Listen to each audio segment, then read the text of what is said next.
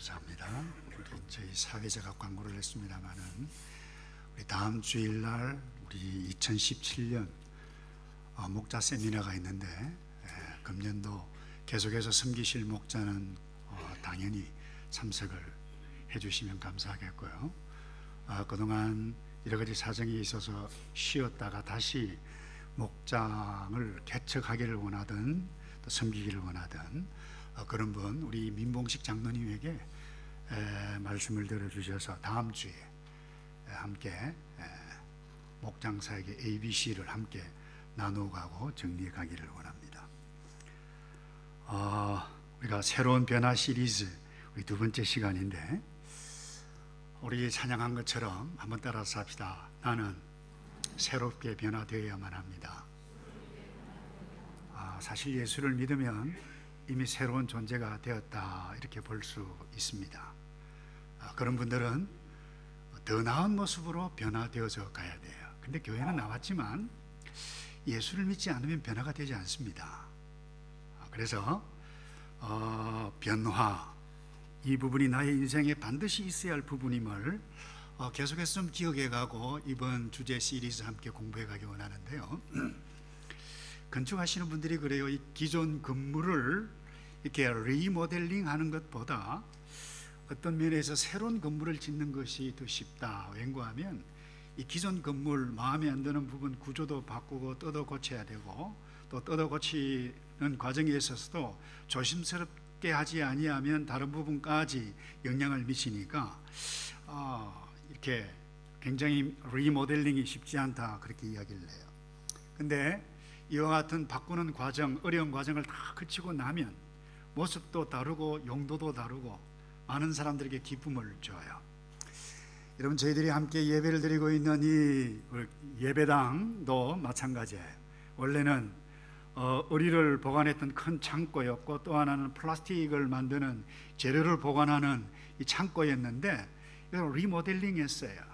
우리 장로님과 온 성도들이 그야말로 물심양면 헌신한 거 지금도 기억에 생생한데 어떤 분들은 피아노가 아니고 천정 올라가서 하다가 떨어져서 뼈도 다치고 흔적도 있는 분도 있어요. 그런데 이렇게 변화되어졌어요.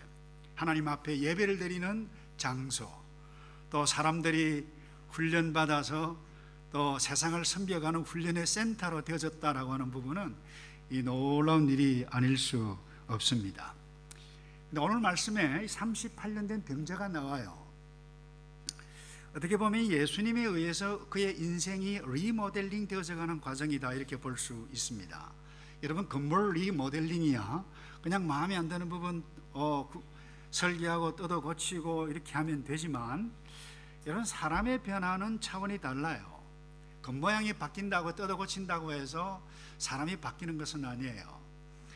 여러분 성형 수술을 하는 이 전문의가 쓴 책을 제가 읽은 적이 있는데 많은 환자들을 성형 수술을 해요.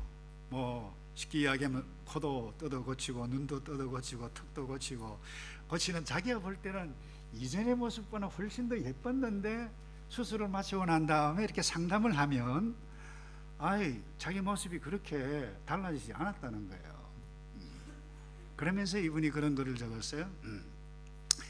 자기를 믿게 보는 마음의 눈이 바뀌어지지 아니한다라고 하면 아무리 뜯어 고쳐도 소용이 없다 이런 이야기를 하고 지적을 했어요.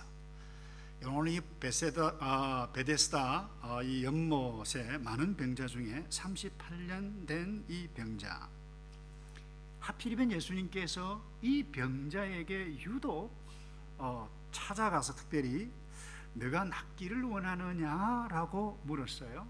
여러분 어떻게 대답하시겠어요? 네, 이렇게 대답하는 게 당근인데 좀 복잡해요. 말이 많아요. 7절 볼까요? 주여 물이 동할 때 나를 못에 넣어줄 사람이 없어 내가 가는 동안에 다른 사람이 먼저 내려가나이다. 무슨 이야기입니까? 나를 연못에 데려다 줄 사람도 없고 또 다른 사람이 먼저 내려갑니다. 이 어떻게 보면 상황 설명 같은데 썩 좋은 이야기 아니에요? 다른 사람이 먼저 내려간다. 다른 사람 탓해요. 나를 데려다 줄 사람이 없다. 신세 타령하는 것입니다. 한마디로 불평하는 것이죠. 여러분, 이 말씀을 묵상하면서 저 역시 그렇게 좀 생각하고, 오늘날 적지 않은 사람들이 자기의 문제인데 해결할 수가 없어요. 뾰족한 방법이요. 인간관계도 그렇고 신앙 문제도 그렇고 사업 문제도 그렇고 모든 문제 있는데, 이게 해결할 수 있는 뾰족한 방법이 보이지 아니하면 좌절하고 실망하고, 이것이 오래되다 보면 그야말로 자포자기하게 됩니다.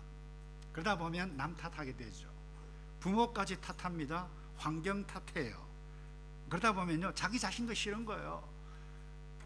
이 몸이 싫다, 내 이름도 싫고 성격도 싫고 모든 것이 다 싫다, 정말 마음에 안 든다, 나는 어떻게 보면 저주받은 인생이 아닌가. 여러분, 이렇게 생각해 갈 수 있어요. 이런 사람도 적지 않아요, 오늘날.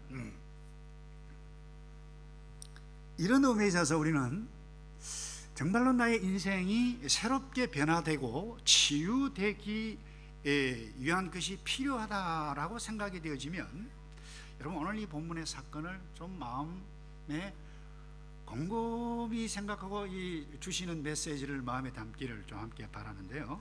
먼저 이 부분입니다. 내가 정말로 변화시킬 장소에 와 있는가, 아니 변화시킬 곳에 있는지 분별하는 것이 필요해요. 여러분, 적지 않은 사람들이 문제가 있을 때 바로 찾아간다고 자기는 생각했는데 엉뚱한 곳에 찾아가는 경우가 많아요. 의사도 잘못 찾아가고, 또 써야 할 약도 잘못 먹고, 만나야 할 사람도 잘못 만나는 경우들이 굉장히 많아요. 그야말로 필요한 약을 먹어야 되는데 엉뚱한 마약을 먹는 사람도 있고, 알코올, 그래서 중독자가 되는 경우도 있어요. 다시 말해서 제대로 된 곳에 제대로 된 사람에게 찾아가지 않을 수 있다는 거예요. 어떤 의미에서 이 38년 된 이 병자도 마찬가지입니다. 그가 지금 베데스다 연못가에 큰 이 행각, 이 기둥이죠, 그 밑에 이 자리를 펴고 있는 있었어요. 이 38년 된 환자뿐만이 아닙니다. 많은 사람들이 거기에 있었습니다. 그런데 이 38년 된 병자가 거기에 있었던 이유가 무엇입니까? 연못이 움직일 때에 가끔 천사가 내려서 물을 움직이는데, 바로 그 순간에 가장 먼저 내려가는 사람이 병이 낫는다라고 하는 이른바 전설이죠. 그러니까 이와 같은 전설을 믿고 그곳에 있었어요. 근데 사실 이 학자들은요, 혹 옛날에 병이 그곳에서 나았던 일이 사람이 있었는지 모르겠지만, 있다 손 치더라도 그 광천수이기 때문에 뭐 피부 질병 이런 그 수준이지 혹 나은지 모르겠다. 그런데 이와 같은 부분은 거의 미신 수준이다, 이게 학자들의 이야기예요. 그리고 근데 그 전설 미신 수준인 그것을 뭐예요? 이 38년 된 병자뿐만 아니라 다른 사람도 믿었기에 거기에 있었다는 거예요. 여러분, 가족이나 여러분 스스로 병이 들면 실오라기 하나라도 희망이 보이면 그 잡기를 원하는 것이 대부분 사람의 생각이에요. 이것들 이용하는 사람도 많죠. 특별히 한국이에요. 이 계룡산, 또 요즘은 또 신문에도 마찬가지예요. 신문을 보니까요, 제가 한국에 있을 때 상황과 딱 달라. 신문을 딱 보니까 이 점쟁이들이 어찌 그렇게 설치는지, 와 봐라, 뭐 만병통치예요. 인생 새롭게 축복받기 원하느냐, 육체도 고치고 정신도 고치고 성업하는 사람들이 많아요.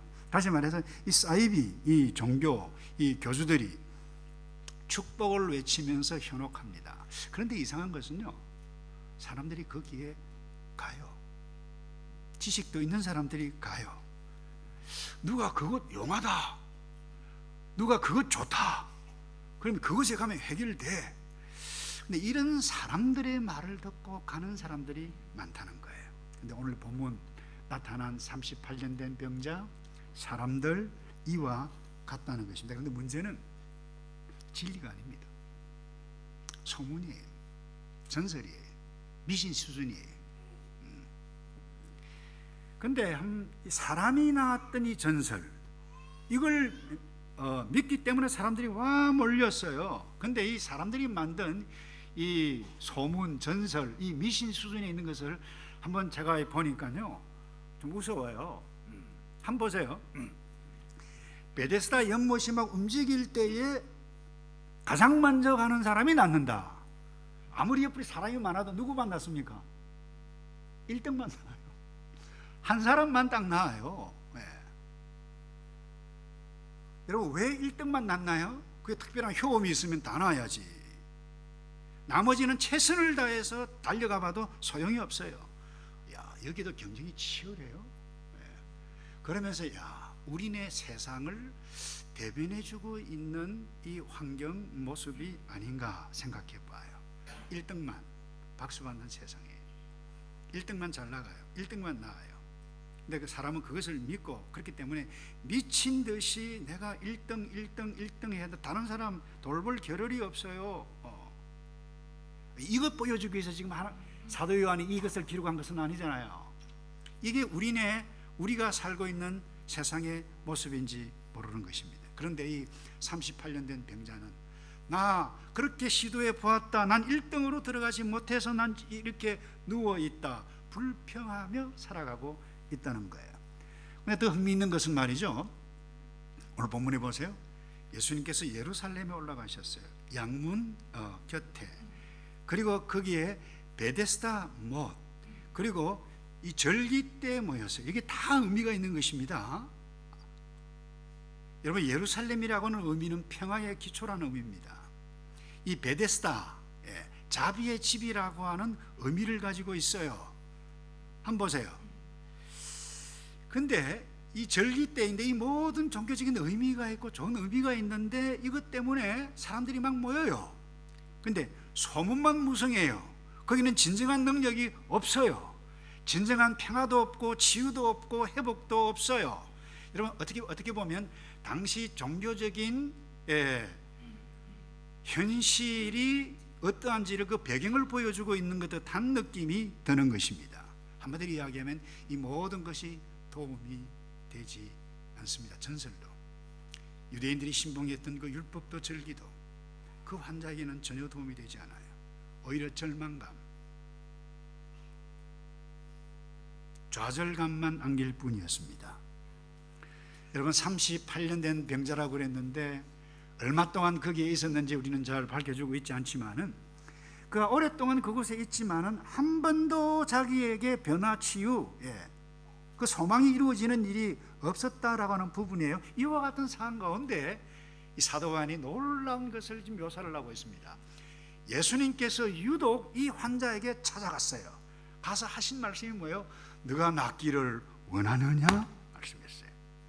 무슨 말씀이에요? 너가 낫고자 하느냐라고 하는 물으셨다라고 하는 것은 굉장히 중요한 의미가 있어요. 너 이것들 말고 정말 나를 믿을 수 있느냐, 아니 나를 믿느냐, 이런 의미가 아닐까요, 여러분? 지금까지 너희가 소망, 기대했던 그거 붙잡지 말고 나 믿어볼래? 나 믿느냐? 이런 말씀이라고 하는 것입니다. 사실 사도 요한이 이 복음서를 기록한 목적이 바로 여기에 있어요. 예수 그리스도가 그분이 누구냐, 그분의 말을 듣고 믿으면 어떤 일이 일어나느냐, 이것 기록하기 위해서 쓴 것이 요한복음이에요. 여러분 요한복음 20장 30절과 31절을 볼까요? 예수께서 제자들 앞에서 이 책에 기록되지 아니한 다른 표적도 많이 행하였으나 31절 다 같이 읽어볼까요? 시작. 오직 이것을 기록하면 너희로 예수께서 하나님의 아들 그리스도이심을 믿게 하려 하며 또 너희로 믿고 그 이름을 힘입어 아멘. 여러분 예수님의 말을 듣고 또 그분 보내신 하나님 또 예수님의 말씀을 믿으면 구원이 일어나요. 치유가 일어나요. 변화가 일어나요. 회복이 일어나요. 아니 삶의 근본적인 변화, 육체뿐만 아니라 정신적인 뿐만 아니라 삶의 근본적인 변화가 일어난다라고 하는 것을, 그래서 예수님께서 친히 말씀하셔서 요한복음 5장 24절에 이것도 강조용법으로 헬라어로 내가 진실로 너에게 말한다. 내 말 듣고 나 보내신 이를 믿는 자는 무엇을 얻는다고요? 영생, 하나님과 관계된 삶이 시작되고 영원한 삶이 이제 시작되어졌다. 이 땅뿐만 아니라 영원까지 온전한 삶을 누려간다. 심판에 이르지 아니한다. 사망에서 생명으로 옮겼다. 이런 의미에 있어서 예수 한 분이면 우리의 인생은 족하다고 믿습니다. 그런데요, 예수 믿으면 반드시 근본적인 변화가 일어납니다. 그런데요, 역으로 이야기하면 내가 변화되지 않았다라고 하면, 역으로 그렇다라고 하면 내가 예수를 믿지 아니하는 그 어떤 것과 관계에 있을 수 있다라고 하는 따가운 메시지라고 하는 부분을 여러분 오늘 마음에 좀 담아야 할 필요가 있습니다. 내가 예수 믿는가? 예수 믿으면 변합니다. 다시 말씀드립니다. 예수 믿으면 변해요. 그래서 예수 한 분이면 좋게요. 여러분 1963년생이라고 그래요. 송명희 시인, 한국의 송명희 시인이라고 있는데요, 어른들은 알겠습니다만 태어났는데 태어나는 과정에 있어서 이 기계를 자기 간증에 의하면 집게라고 표현을 했는데, 의사가 이 소뇌를 좀 나오는 다쳐가지고 말이죠, 태어나자마자 울지도 못하고 몸도 제대로 가누지 못했어요. 전신마비, 그야말로 내성마비, 중증장애자였어요. 집안이 굉장히 가난했어요. 부모가 어릴 때 이 아이에게 손을 대어줄 수 있는 형편도 되지 못했어요. 자랐지만 다른 아이가 달라서 몇 번이나 죽기를 시도를 했습니다. 이제 의식이 있게 되어지고 자랐을 때에 이 어머니가 병 낫기 위해서 이 기도원 저 기도원 이 아이를 막 데리고 다녔어요. 그랬던 엄마가 싫었고 자기가 너무너무 싫었다 그래요. 자기 몸을 가눌 수 없었던 자신이 너무 미웠어요. 그래서 화가 난 이 송명희 씨가 그렇게 했다고 그래요. 엄마는 자연유산도 잘 되는데 왜 나를 낳았어? 차라리 유산시키지. 얼마나 가슴이 아파, 마음이 아파서 그런 말을 했겠어요? 간정이에요, 그의. 어떻게 보면 부모 탓, 세상 탓, 자기 인생 탓하면서 자기는 저주받은 인생이라 생각했었어요. 그런데요, 믿음의 집안이었기 때문에 엄마가 성경도 읽고 하는 가운데 16세 때, 그러니까 79년 10월 어느 날 부흥에 참석했는데, 사실 그 전에 이런 경이 있었대요. 너 하나님 믿지 않으면 죽어. 하나님 믿어. 선명하게 자기에게 들려주는 음성을 들었던 것 같다고 간증을 냈어요. 자기 간증이니까. 근데 어느 날 부흥에 참석했는데 자신이 죄인인 것을 깨닫기 시작했다는 거예요. 그리고 깨닫는 순간 엉엉 울면서 하나님을 비로소 아버지라고 부르기 시작했다는 거예요. 근데 그분의 간증에 의하면 그 공평하신 하나님, 이 시를 지었잖아요. 나 가진 재물 없고 건강 없고 다른 사람이 다 가지고 있는 건 나에게 하나도 없지만은, 그런데 자기를 볼 때 공평하신 하나님, 이걸 쓰라는 거예요. 하나님 아닙니다, 공평하신 하나님, 근데 쓰라고. 그래서요 이 시를 적었다고 간증이 그렇게 나와 있어요. 말이 됩니까 여러분? 공평하지 않죠. 근데 간증 집회를 여기요, 저거 직접 본인이 말하기도 힘들어요. 어머니가 그야말로 대신 말해를 해주고 그러는데, 어떤 분이 미국 가서 수술하면 좀 나아질 수 있다, 엄마에게 이야기했을 때 본인에게 물어봐야 된다고. 그 딸에게 물으니까 이 딸이 그래요. 나 이대로가 좋다고. 이대로가 좋다고. 그러면서요, 지금은 다니지 않습니다만 몸이 좋지 않아서 이 춘천 이 청소년 이 교도소 그야말로 오랜 기간 동안 다니면서 그들에게 도전을 주고 돕는 일을 하는 새로운 인생으로 살았던 그 어제의 간증을 내가 들은 적이 있어요. 이유가 뭔가요? 저는 딱 하나입니다. 예수님을 만났어요. 예수님을 믿었어요. 그러니 그 여인이 바뀌었어요. 이게 온전한 치유, 회복, 변화입니다. 그래서 예수 믿는 자는 변화된다라고 하는 것을 우리는 온몸으로 우리는 깨달아야만 할 것인데, 여러분 세상 소문 귀 기울이지 않기를 바랍니다. 전설 아닙니다. 미신 아니에요. 여러분 사람의 말에 속지 말고, 다시 말합니다. 한번 따라서 합시다. 예수 믿으면 변합니다. 여러분 변하셨습니까? 대부분 변하셨을 거예요. 근데 여러분이 교회 오래 나왔는데 내가 정말 변했는가? 이런 의문이 든다라고 하면, 내가 예수를 정말 믿는가? 여러분 이거 생각해 보셔야 돼요. 변화는 다른 곳에 있지 않습니다. 돈으로 변화시키지 않습니다. 사람을 변화시키지 않습니다. 환경이 몸을 성형수술한다고 해서 변화되지 아니한다라고 하는 부분입니다. 우리의 근본적으로 진정한 변화는 어디에 있느냐? 다른 곳에 있지 않아요. 그래서 오늘 이 본문 먼저 첫 번째 나누기 원하는 부분은, 나의 진정한 변화는 내가 변화를 위해서 내가 어디를 가느냐 이런 문제가 아니라 누구를 믿느냐의 문제예요. 내가 예수를 믿느냐 아니면 다른 것을 믿느냐. 여러분 예수를 믿어 이미 변화된 사람이라면 또 예수를 믿어 더 나은 변화 경험해 가기를 주님의 이름으로 축복합니다. 그 두 번째요, 여러분 마음의 변화, 내가 스스로 결단하는 것, 이 대단히 중요합니다. 6절을 볼까요? 예수께서 그 누운 것을 보시고 병이 벌써 오랜 줄 아시고 이르시되 내가 낫고자 하느냐 이렇게 물었어요. 이상한 질문이라고 그랬죠. 근데 더 이상한 질문이 그 다음에 또 나와요. 8절입니다. 너 이제 일어나 내 자리를 들고 걸어가라. 여러분 이 말이 돼요, 여러분? 근데 도대체 왜 이와 같은 말씀을 하셨을까? 여러분 상식적으로 우리는 아셔야 됩니다. 사람은 농담도 하고 쓸데없는 말을 하지만 예수님은, 여러분 특별히 성경의 복음서에 예수님의 사역을 기록한 가운데 예수님 쓸데없는 질문, 쓸데없는 말씀을 하신 적이 한 번도 없습니다. 거기는 반드시 의도가 있어요. 목적이 있어요. 왜 예수님께서 이 질문을 하셨을까? 문제가 무엇이었을까? 그래서 린 앤더슨이라고 하는 분은 문제, 육체도 육체이지만 마음이 마비가 된 것이 더 문제였다, 이런 이야기를 해요. 상당히 일리 있어요.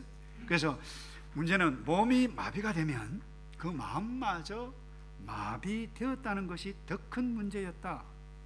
자기는 무기력하다는 거예요. 그래서 세상의 희생자라고 생각하고 있었다라고 하는 이 부분을 예수님께서 간파하셨다는 거예요.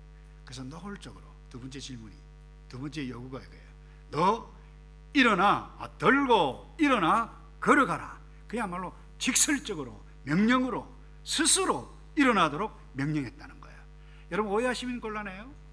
예수님께서 지금 다리가 걷지 않아서 이상해져 쪼그라든 다리를 향해서 여러분 말씀하신 것이 아니에요. 38년 된 병자를 향해서 지금 말씀하고 있어요. 근데 일반적으로 그래요. 우리가 그쯤 되면, 아니 예수님 생각해 보세요. 내가 들고 일어나서 걸어가기를 얼마나 원했겠어요. 상황 보세요. 근데 할 수 없잖아요. 그러니 여기 있잖아요. 그러기가 쉽잖아요. 나 정말 일어나서 걸어가고 싶습니다. 그는 내 형편을 보세요. 내 형편 보고 이야기하세요. 이럴 거예요. 그런데 놀라운 것은 여기 있어요. 심경의 변화가 우리가 알지 못하는, 다시 말해서 8절과 9절 사이에 뭔가 일어났어요. 8절에 일어나 내 자리를 들고 걸어가라 하시니 9절에 보세요. 그 사람이 곧 나와서 자리를 들고 걸어가니라 라고 말씀해요. 놀란 것은 여기 있습니다. 예수님께서 낫기를 원하느냐, 일어나 들고 걸어가라, 아니 예수님께서 낫게 해 주실 수도 이미 있었습니다. 근데 문제는 스스로 일어나려면 본인이 의지적으로 마음의 변화를 받아 일어나지 아니하면 그 불가능했다라고 하는 이야기예요. 그런데 마음의 변화가 일어났다라고 하는 점을 우리는 기억해야 할 필요가 있습니다. 근데 예수님께서요, 이 사건 이후에 또다시 한 번 더 만납니다.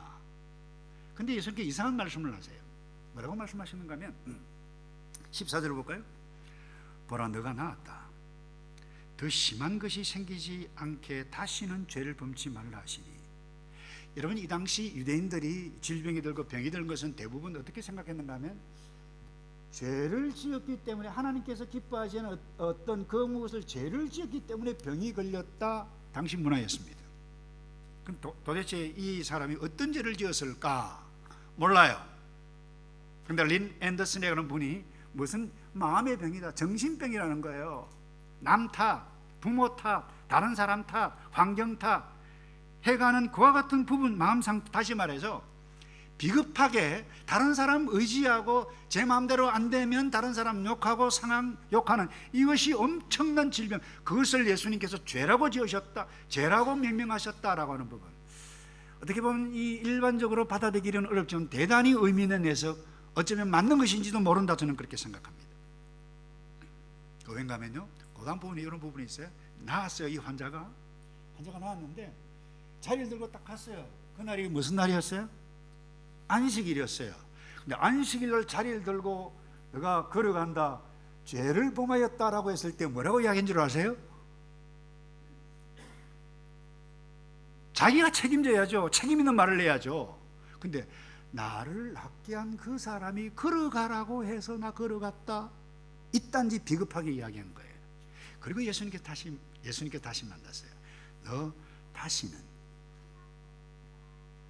범치 말라, 다시는 그런 짓, 그런 행동 하지 말라, 이런 이야기예요. 여러분, 오늘 우리에게 주시는 메시지가 무엇입니까? 여러분, 몸이 아픈 것 심각한, 딱한 것이죠. 더 심각한 것은 우리의 근본적인 변화는 생각과 마음의 변화가 일어나지 아니하면, 육체적으로 변화가 일어났다 손 치더라도 우리는 하나님께서 기뻐하지 아니하는 다른 사람 탓하고 남 탓하고 부모 탓하고 엉뚱한 삶의 모습으로 나타날 수 있다. 이것이 뭐예요? 죄로 여겨야 된다라고 하는 부분이에요. 그리고는 변했어요, 이 사람이. 그리고는 15절에 당당하게 말합니다. 그 사람이 유대인의 일부러 갔어요. 자기를 고친 이는 예수다, 내가 걸었다, 이런 차원 아닌가요? 사랑하는 성도 여러분, 남 탓하고 환경 탓하고 다른 사람 말하는 이 38년 된 이 병자가 누군가요? 어쩌면 저와 여러분의 모습이 아닌가요? 내가 오늘 이 모양, 이 지경이 된 것은 다 당신 때문이에요. 내가 부모를 잘 만나서 봐, 내가 이 모양, 이렇게 내가 무시당하면서 살아갈 수 있는가? 정말 우리는 시대에 잘못하고 났어. 왜 하필이면 이곳이야? 그럴 수 있습니까, 여러분? 성경은 계속해서 우리에게 말씀해 가고 있어요. 복음은 계속해서 말씀해 가고 있습니다. 복음을 계속해서 로마 성도들에게 증거했던 바울은 로마서 12장 2절에 너희는 이 세대 본받지 말고 오직, 따라서 합시다, 오직 마음을 새롭게 함으로 변화를 받아. 중요한 이야기입니다. 마음 새롭게 변화를 받고, 그 다음에 그예요. 하나님의 선하시고, 그 다음 뭐예요? 기뻐하시고 온전한 뜻이 무엇인지를 분별해서 그것 붙잡고 나가라는 거예요. 하나님 왜 나를 이런 모습으로 태어나게 해주셨습니까? 왜 부잣집에 태어나게 해주시지? 왜 내가 남십니까? 왜 박십니까? 왜 나는 키가 작습니까? 키가 큽니까? 그게 불평하는 사람들이 얼마나 많아요. 근데 중요한 것은 남 탓, 환경 탓 하지 아니하고, 중요한 것은 인생은 결코 공평한 것이 아닙니다. 어떤 사람 태어날 때 로얄 패밀리로 태어나요. 어떤 사람은 노동자로 태어납니다. 어떤 사람 김씨 집안에, 남씨 집안에, 박씨 집안에, 차씨 집안에 막 태어나요. 어떤 사람은 그래요. 난 내 성도 싫고 이런 거 싫고, 키가 큰 것도 싫고 작은 것도 싫고, 얼굴이 동그란 것도 싫고 세모도 싫고 다 싫다, 나 정말 싫다.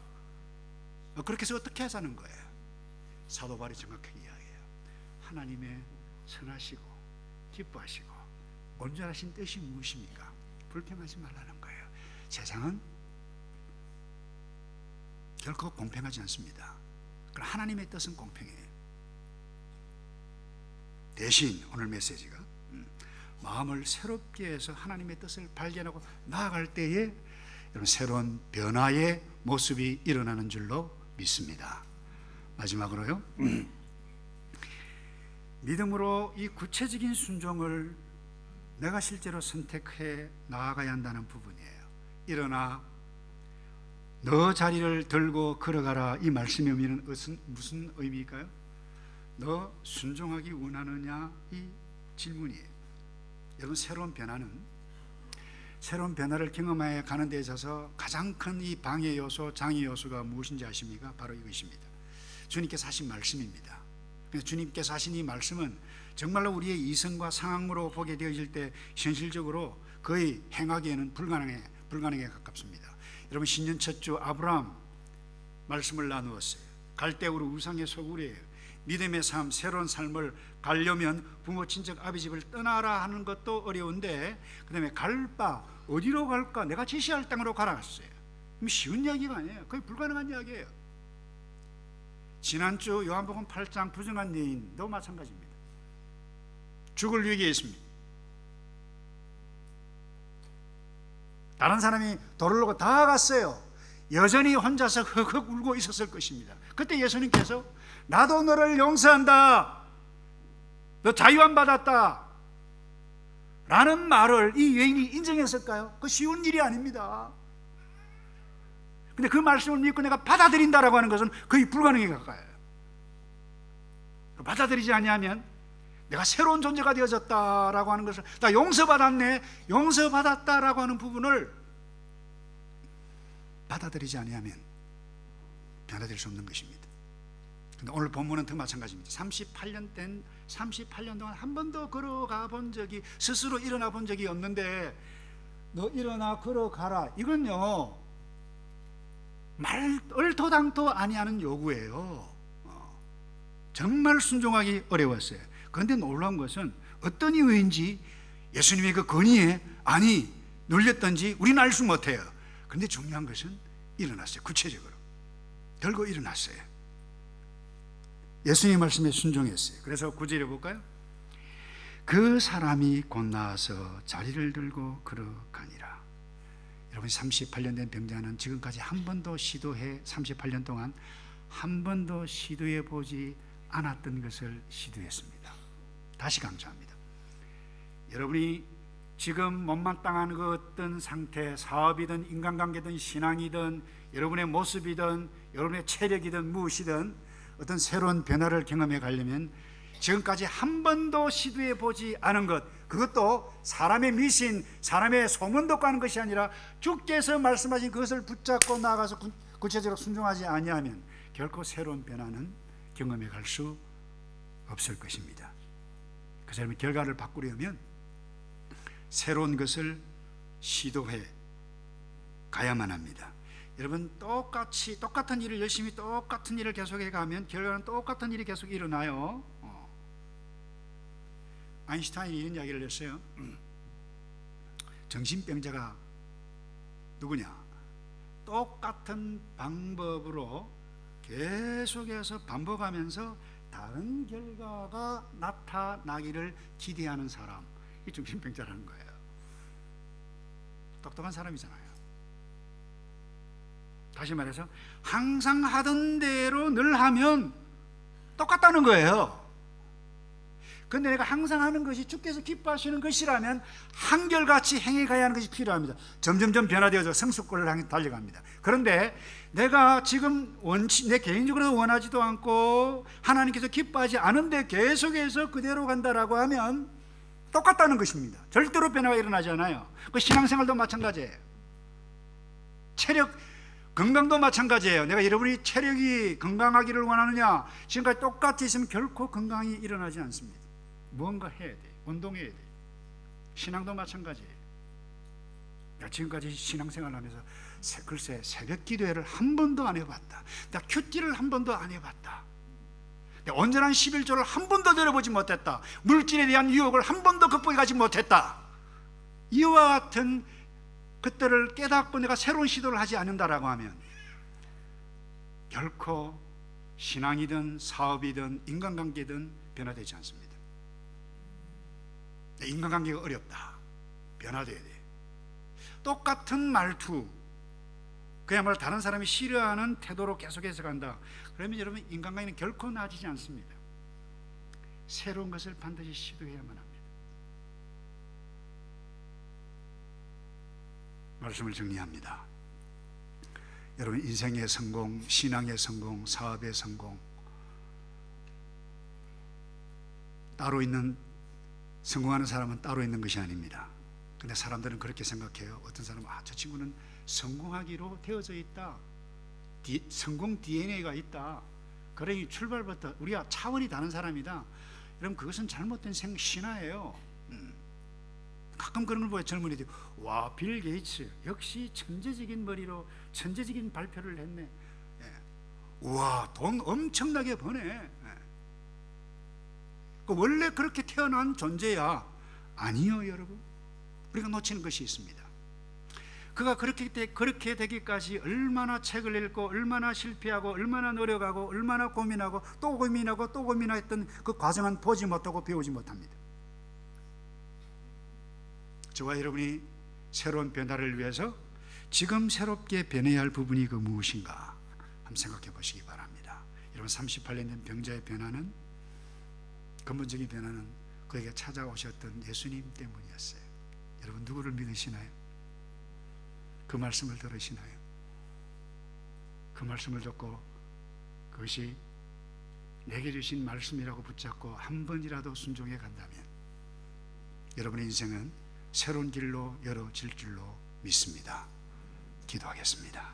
주님 한 분이면 족하다라고 신앙의 선배들이 말한 것, 그 이유를 깨닫고 내 인생에 예수를 믿고 예수님의 말씀을 듣고 순종해가 날마다 주께 가까이 나가 그분이 내게 말씀을 통해서 말씀하시는 그것 붙잡고 순종하여 새 인생의 새 페이지를 열어갈 수 있도록 우리를 도와 주시옵소서. 예수 그리스도 이름으로 기도합나이다. 아멘.